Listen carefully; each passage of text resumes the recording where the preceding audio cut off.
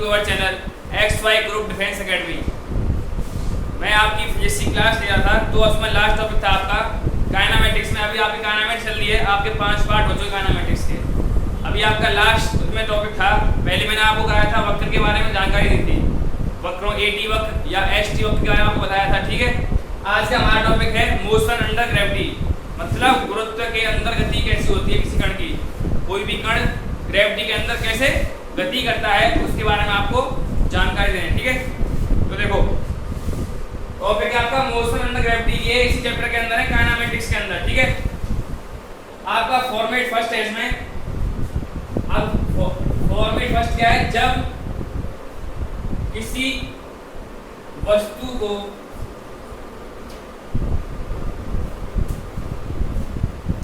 नीचे से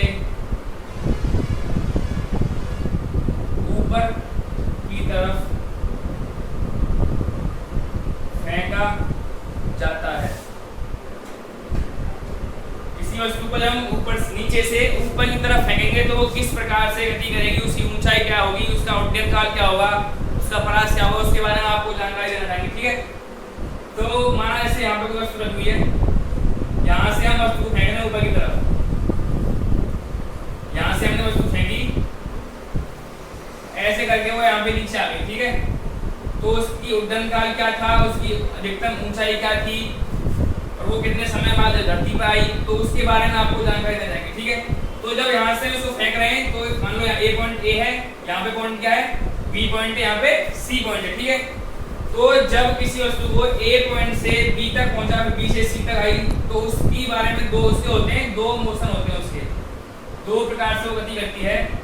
पहली आपकी A से B तक इसको फेंकेंगे तो वो होगी आपकी अवमंदित गति,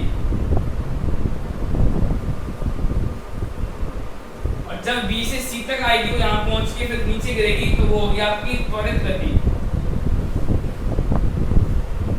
पहले आपकी A से B तक कौन सी होगी, अवमंदित गति, और B से C तक त्वरित गति होगी।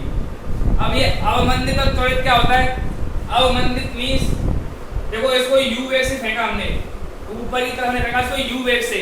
ठीक है, जब हम इसको U वेग से फेंकेंगे तो जब आपका जो ग्रेविटी होता है वो कहाँ लगता है, ग्रेविटी होता है नीचे की तरफ। जो आपका त्वरण होता है ग्रेविटी वो कहाँ होता है, नीचे की तरफ। आपकी वस्तु जा रही है किधर, ऊपर की तरफ, और ग्रेविटी जा रही है नीचे की तरफ, खींच रही है उसको। तो जो गति होगी वो कैसी होगी, बहुत धीमी गति होगी, मतलब कि अवमंदित गति होगी, बहुत मंद गति होगी, क्योंकि इसका वेग तो ऊपर है और त्वरण कहाँ पे इसका, नीचे। तो यहाँ पे आएगा U आपका ऊपर और त्वरण आपका नीचे। इसका इस टॉपिक में ये वाला होगा इसका वो। अब आगे जब B से C तक आएगी तो इसका U वेग कहाँ हो गया, नीचे हो गया, और इसका त्वरण भी कहाँ पे है, नीचे की तरफ। तो ये कौन सी गति होगी, त्वरित गति होगी या फिर तेज गति होगी। तो इसका U कहाँ होगा, नीचे, इसका A भी कहाँ होगा, नीचे। जब वेग और त्वरण एक दिशा में है तो गति होगी आपकी त्वरित गति, और जब वेग और त्वरण किस दिशा में, अलग अलग दिशा में है, तो कौन सी होगी, अवमंदित गति होगी। ठीक है, अभी आपको इसमें कुछ टॉपिक के बारे में बताएंगे। ठीक है, तो इसका पहला पॉइंट है इसमें फॉर्मेट फर्स्ट में, आपका पहला पॉइंट है उड्डयन काल। आपका पहला पॉइंट क्या है, उड्डयन काल। तो उड्डयन काल क्या होता है उसके बारे में आपको बताएंगे। ठीक है, आपने पढ़ा होगा गति के समीकरण में S बराबर ut plus half AT square, ये पढ़ा होगा आपने कल क्लास में, मैंने आपको बताया था क्लास में गति के समीकरण पढ़े थे। तो उड्डयन का होता है जैसे वस्तु को यहाँ से फेंका और वो यहाँ पर कितने समय आई, मतलब फेंकने में और नीचे आने में उसको कितना समय लगा, वो होता है आपका उड्डयन काल। मतलब किसी वस्तु को किसी A पॉइंट से फेंका और B पॉइंट पे आ गिरी हो तो उसका उड्डयन काल कितना होगा, वो ऐसे निकालेंगे। तो आपने ये फॉर्मूला पढ़ा होगा S बराबर ut plus half AT square गति के समीकरणों में। ठीक है, तो आपकी यहाँ पे देखो S, तो यहाँ पे क्या है, S 0 है, क्योंकि यहाँ से फेंका नीचे आ गई, वो नीचे से फेंका नीचे आ गई, तो S क्या हो गया, यहाँ पे 0 हो गई। आपका U है, U इनिशियल या इसको U बोल दो, वेग आपका इनिशियल। ठीक है, और आपका यहाँ पे T जो समय है वो हो जाएगा आपका उड्डयन काल। उड्डयन काल को कैपिटल टी से दर्शाते हैं, ठीक है।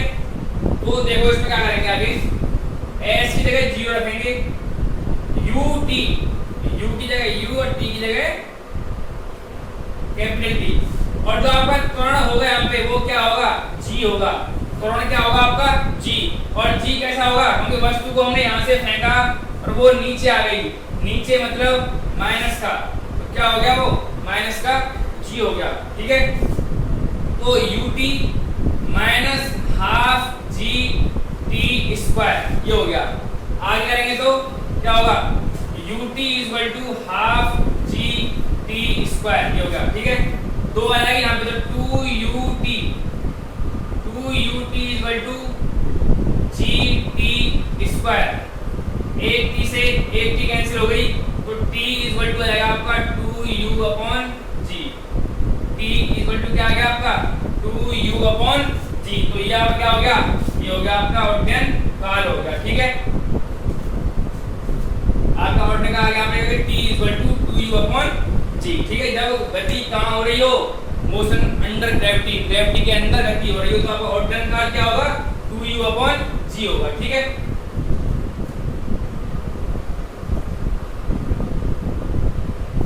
आगे सेकंड लिखेंगे आप,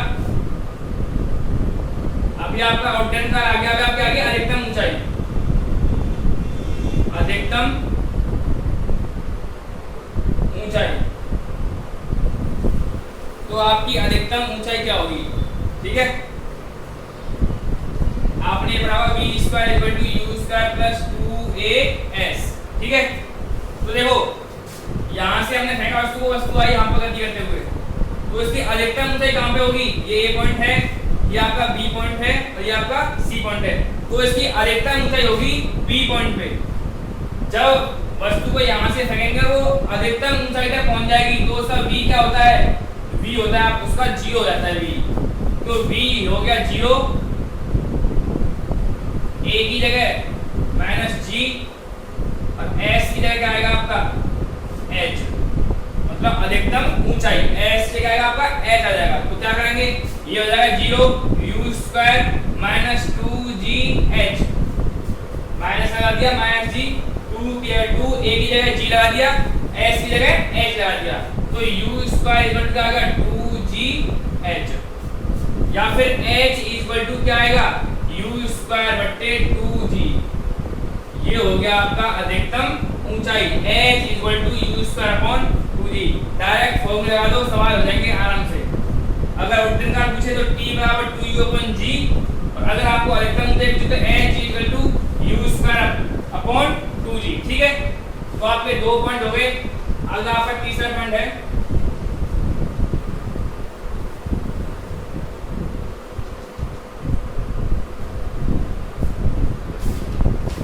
अंतिम वेग। आपका तीसरा पॉइंट क्या है, अंतिम वेग।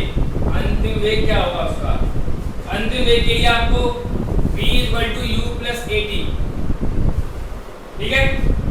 तो v equal to u plus at, अंतिम वेग यहाँ पे u क्या हो जाएगा आपका, u हो जाएगा आपका 0। तो देखो v की जगह हमको v फाइनल लेंगे, v की जगह v फाइनल, आपका v हो गया v फाइनल, और a आपका माइनस g होता है, और t आपका क्या होगा उड्डयन काल। उड्डयन काल आगे निकला 2u अपॉन g आया था निकल के, अभी मैंने कहा था उड्डयन काल 2u अपॉन g, तो इसको इसमें रहेंगे हम सभी को, तो v final u minus g, और ये हो जाएगा 2u अपॉन g, g से g कैंसिल, तो v फाइनल आपका क्या होगा माइनस के u, v फाइनल क्या आएगा आपका माइनस के u। तो इसका मतलब क्या है कि हमारा जो अंतिम वेग होगा वो किसके बराबर होगा, u के बराबर, मतलब कि जिस वेग से हमने वस्तु को फेंका है, वस्तु उसी वेग से कहाँ आती है, नीचे आती है। जिस वेग से हमने वस्तु को फेंका है, वस्तु उसी वेग से धरातल पर आएगी, उसी वेग से पृथ्वी पर आएगी, मतलब v बराबर होगा किसके, प्रारंभिक वेग के बराबर होगा आपका अंतिम वेग, ठीक है। माइनस इसलिए होगी, यहाँ से फेंकेंगे तो ऊपर जाएगी तो प्लस के, और नीचे आएगी तो वो माइनस हो जाएगी, ठीक है। आपके 3 पॉइंट कंप्लीट हो गए, ठीक है। आपका अगला पॉइंट है अधिकतम ऊंचाई की आधी दूरी तक पहुंचने में लगा समय। मतलब देखो यहाँ से हमने वस्तु फेंकी ऐसे करके, ये इसका हो गया आपका h मैक्सिमम, ये हो गया अधिकतम ऊंचाई, इसकी आधी हो गई यहाँ पर h/2 मैक्सिमम। तो मैक्सिमम ऊंचाई का आधी ऊंचाई तक पहुंचने में कितना समय लगेगा उसके बारे में आपको यहाँ देखना है। तो ये होता है s = ut + half at²। s से हम क्या लेंगे, h/2 लेंगे, ut - हाफ gt²।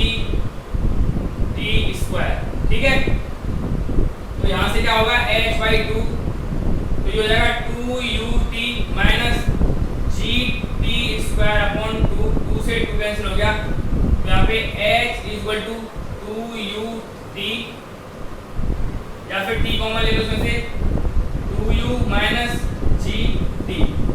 ठीक है,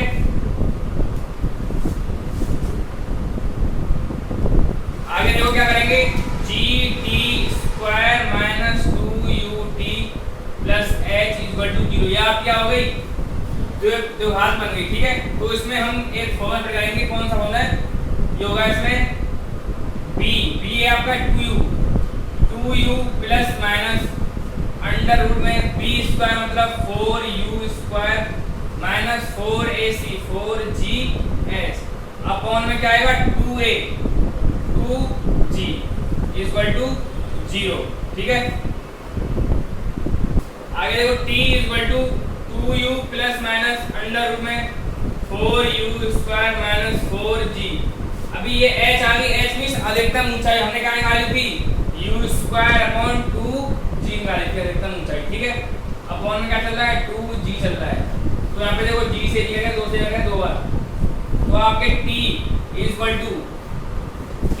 टू आपका मान आएगा, तो आपके यहाँ से t की वैल्यू आएगी t equal to u2 plus minus under root 2 upon 2g। इसको याद रख लेना कि t की दो वैल्यू आएगी यहाँ से, एक तो आएगी प्लस की वैल्यू और एक आएगी आपकी माइनस की वैल्यू। प्लस की वैल्यू मतलब ऊपर जाने के लिए और माइनस की वैल्यू नीचे आने के लिए। तो जैसे यहाँ से जाएंगे यहाँ तक तो ये h/2 आपकी लेंगे प्लस वाला, और जब नीचे आएंगे तो इसको लेंगे हम माइनस वाली। तो यहाँ से t की कितनी लेंगे, दो वैल्यू आएगी u कोष्ठक में 2 plus minus under 2 upon 2g।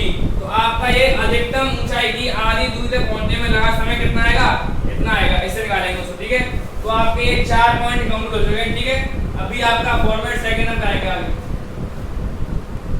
आपका फॉर्मेट सेकंड है वस्तु का मुक्त रूप से गिरना, फ्री फॉल। जब वस्तु का फ्री फॉल होगा तो उसके उड्डयन काल पर और उसके अंतिम वेग पर क्या फर्क पड़ेगा। ठीक है, तो जब वस्तु का मुक्त रूप से गिरेगा मतलब यहाँ पे कोई मीनार से वस्तु को, ये वस्तु के कण है कोई, इसको हम छोड़ते हैं, ऊंचाई h मान ली इसकी,